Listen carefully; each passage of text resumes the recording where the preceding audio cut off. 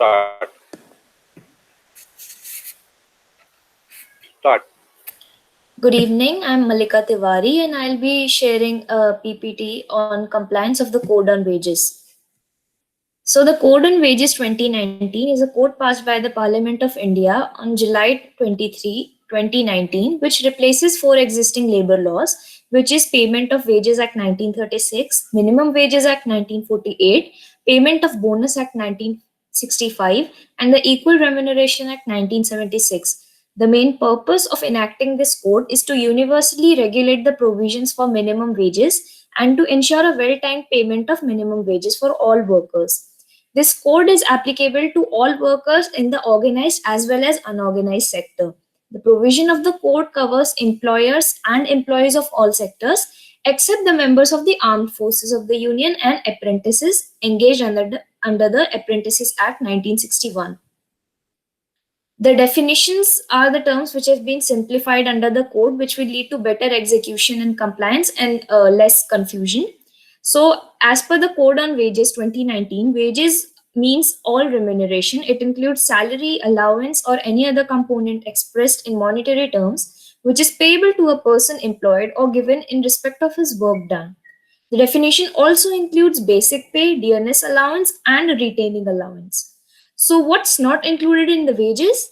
It is the bonus payable to employees, the value of house accommodation and the utilities provided to the employee, any traveling allowance, employer's contribution to pension or provident fund, any special expenses, award or settlement, overtime allowance, commission payable to employee, gratuity payable on termination of employment.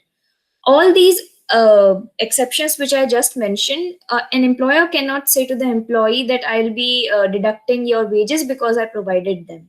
He still has to provide wages apart from all these benefits.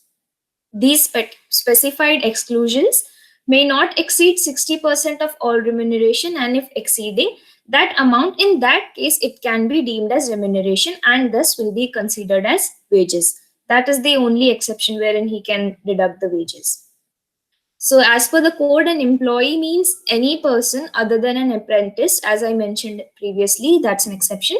So, an employee is any person employed on wages by an establishment to do any skilled, semi skilled, or unskilled manual operational, supervisory, managerial, administrative, technical, or clerical work for hire or reward, whether the terms of employment are express or implied, and it also includes a person declared to be an employee under the appropriate government, but does not include any member of armed forces of the Union. The definition of employee under section 2 subsection 1 is the occupier of factory, a manager or the managing director, a contractor, or a legal representative of a deceased employer. An establishment is any place where any industry, trade, business, manufacture, occupation is carried on, and also includes government establishments. So basically, in simple layman terms, an establishment is an office. Minimum wages under the code. According to section 9 of the code, the central government will fix a floor rate for wages by considering the living standard of workers and set different floor wages based on different geographical areas. Since every state has a different economic capacity, you see some states like Maharashtra, they're on a higher economic level, some states like Chhattisgarh, they are less developed. So according to that, the government shall fix the wage ceiling. The central government, before fixing the floor wages, must obtain advice of Central Advisory Board, and it may also consult with the respective state governments. Under Section 6 of the Code, the appropriate government, whether central or state, shall fix a minimum rate of wages based on time work or piece work. While fixing the minimum wages, the government may take into account factors such as skill of workers and the difficulty of work. As per Section 8 of the Code, the minimum wages shall be revised and reviewed by the central or state government at intervals of not more than 5 years. So every 5 years, there's changes in economy, there's changes in standard of living of people. So government has state and central, they have to consider that, and before the limitation, before the deadline of 5 years occurs, they have to revise the code on wages. How is the wage period fixed? The wage period shall be fixed by the employer for the employees as per section 16 of the code. either as a daily or weekly or a fortnightly or a monthly. It is subject to the condition and the wage period must not exceed more than a month. What are the modes of payment of wages according to section 15 of the code? Wages can be paid in form of coin, currency, check, by crediting wages in bank account of employees or by electronic mode. But when can deduction be made from wages? As per section 18 of the code, there shall be no deduction from wages of employees. But wages can be made in case of the exceptions which I'm about to talk about. These exceptions are mentioned in section 18, subsection 2 of the code. And they are: number one, if fines are imposed on the employee, if he is absent from his duty, if he causes damage or loss to goods which was entrusted to him for custody, if the employer already has provided him with the house accommodation, if he has provided some amenities and services, and a deduction in case of recovery due to loss.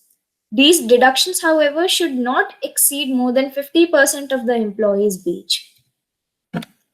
So, how is bonus payment determined under the code? Section 26 of the code deals with the payment of bonus. All employees whose wages do not exceed a specific monthly amount will be entitled to annual bonus. The minimum bonus prescribed under the code is 8.33%, and this can be exceeded till 20%. Equal remuneration should for both men and women.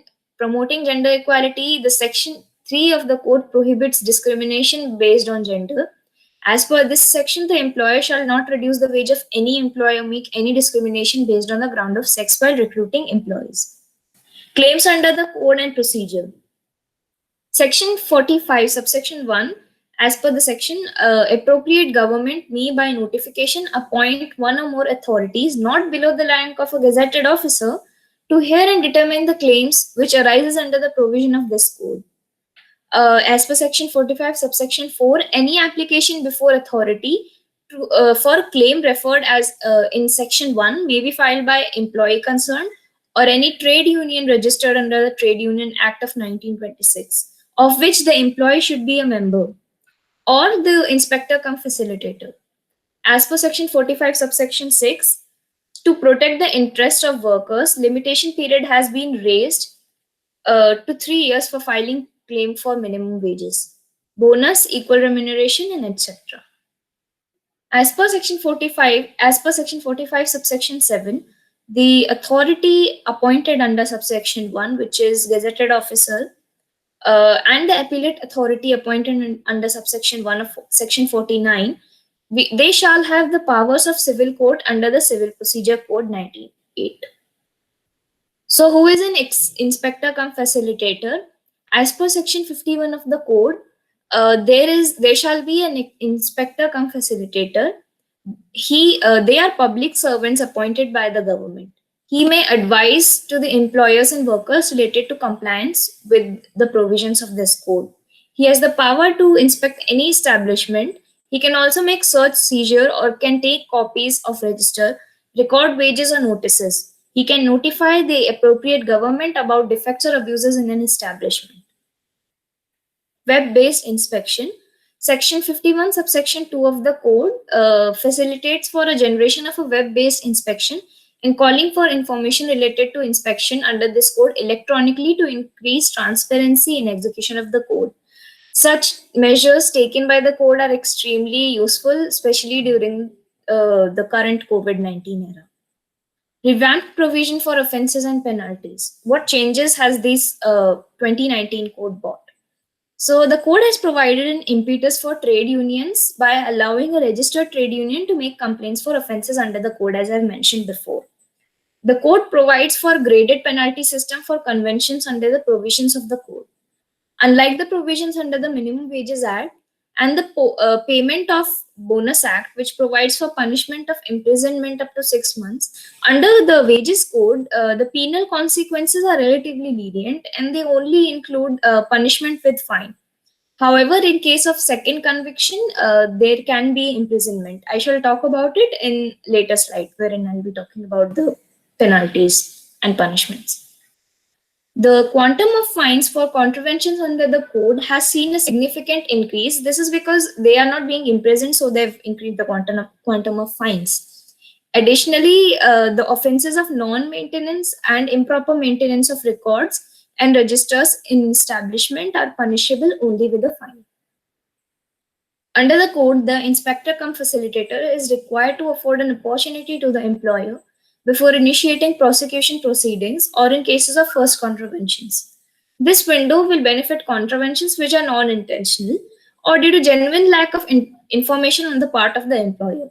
So, if an employer makes a mistake bona fide without any malicious intentions, then this provision could help him. Exhaustive provisions in relation to compounding of offences has also been provided under the code. Compounding, as you know, is when instead of facing punishment, you can just pay the fines and get it over with. For example, the section 56 of the code talks about how offences can be compounded, the trial after that, and the measures to be taken in case the person repeats the offence. So these are the important provisions and penalties in case there is a non-compliance. So as per section 5, no employer shall pay any employee wage less than minimum rate of wages notified by the appropriate government. The consequences of such a non-compliance is fine which may extend to 50,000 rupees. The intensity is pretty low. This is just a fine. As per section 10 of the act, employee who works for less than normal working day shall still receive full wages for the day. As per section 14, the employer shall pay him for every hour or for part of hours so worked in excess at overtime rate, which shall not be less than twice the normal wages. So, in case an employee is required to work more than the time allowed as per the wages code, the employer shall pay him extra. As per section 16, no wage period in respect of any employee shall be more than a month. As per section 17, subsection 2, when an employee has been removed or dismissed from service, or he has resigned from service, or he has become unemployable due to closure of establishment, the wages payable to him shall be paid within 2 working days of his removal. All the wages due for him.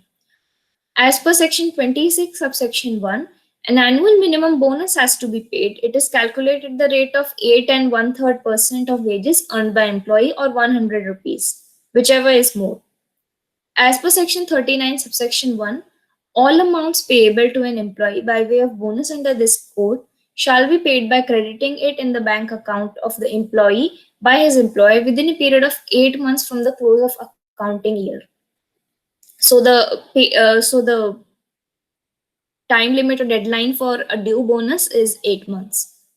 As per section 39, subsection 2, whenever there is a dispute regarding payment of bonus before any authority, such bonus shall be paid within a period of 1 month on the date from which the award becomes enforceable. If it is not done, then the authority can recover the same as areas of land revenue and then give it to the aggrieved person. As per section 48, subsection 3, when an employee fails to get the accounts audited as per subsection 2 of section 48, the authority or the appellate authority may, without prejudice to the provisions of section 54, get the accounts audited by such auditor. As per section 48, subsection 3, when an employee fails to get the accounts audited in the subsection 2, okay, so this is a repetition of the previous one. We'll forget it. As per section 54, subsection 2, non-maintenance of records in establishment may lead to a fine which may extend to 10,000 rupees. It is a low intensity penalty. As per section 56, subsection 7, non-compliance of an order which was made by a gazetted officer leads to them paying some equivalent to 20% of the maximum fine provided for offense. As per section 54, subsection 1, clause B, non-payment of wages again after committing an offense as per clause A within 5 years of the first default leads to imprisonment for a term which may extend to 3 months or with a fine which may extend to 1 lakh rupees or both of them. It is a very high intensity punishment. As per section 54, subsection 1, clause D, if a person has been convicted as per clause C, again commits the same offense within 5 years, he might face imprisonment for a term which may extend to 1 month or with a fine which may extend to 40,000 rupees or both of them. This is again a high intensity penalty. So that was all for today's presentation. I hope that you learned a lot from today's presentation on code of wages. Thank you for your patience.